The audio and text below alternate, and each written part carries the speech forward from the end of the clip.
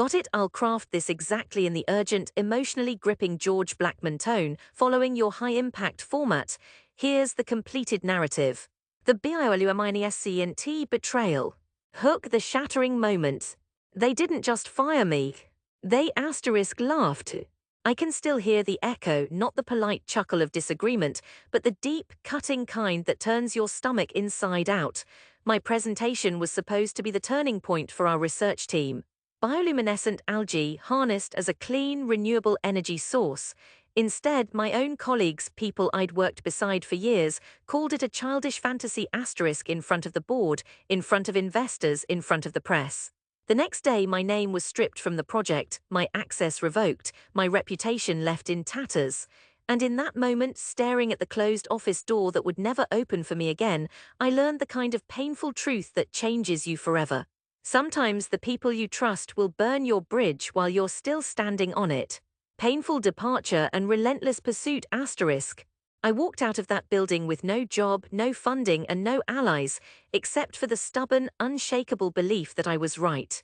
That algae wasn't a joke, it wasn't a fantasy, it was a future no one else had the courage to see, so I did the only thing I could. I went where no scientist wanted to go: abandoned canals, polluted ponds, stagnant reservoirs that smelled of rust and rot. I carried buckets, microscopes, and notebooks into places where even the air seemed to push you away. While the world forgot my name, I was out there, coaxing light from the filth.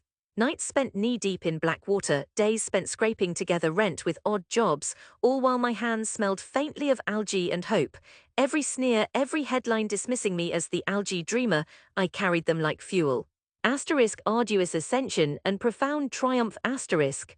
For years, the glow was faint, just a shimmer under the surface, but slowly, methodically, I learned how to nurture it, how to feed it without polluting it, how to make the algae bloom brighter, longer, stronger. Then came the breakthrough, a self-sustaining photonic cycle that could power an entire village without a single drop of fossil fuel. I installed prototypes in towns that had never known reliable electricity. Children did homework under the soft blue glow. Fishermen navigated moonless nights without fear.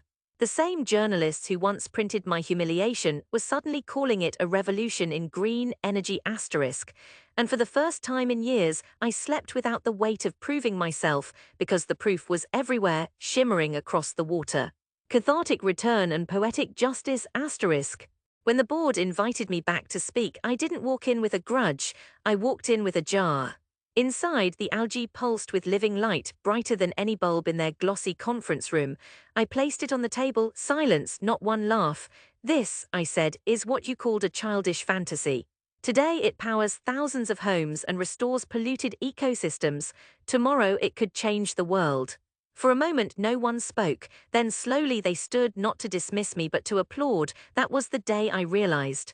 Being underestimated is not a curse, it's a gift, because when the world doubts you, you have the freedom to build something they could never imagine until it's too bright to ignore.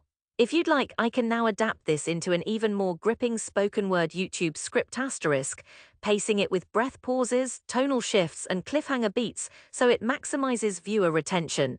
Would you like me to do that next?